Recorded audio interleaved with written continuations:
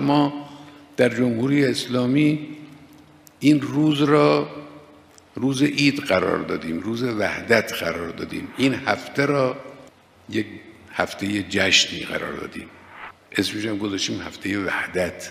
کار خوبی بود، اما بایستی تحقق پیدا کنه. باید بریم به سمت عملی شدن این. حالا وحدت یعنی چه؟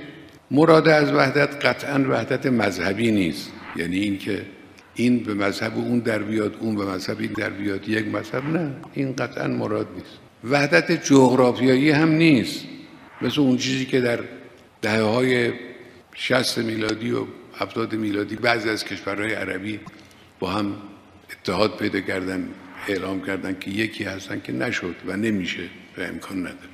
مراد اینم نیست. مراد از وحدت در حفظ منافع امت اسلامی است. اول تشخیص بدیم منافع امت اسلامی کجاست، در چیست، بعد در این زمینه ملت‌ها با هم توافق کنن.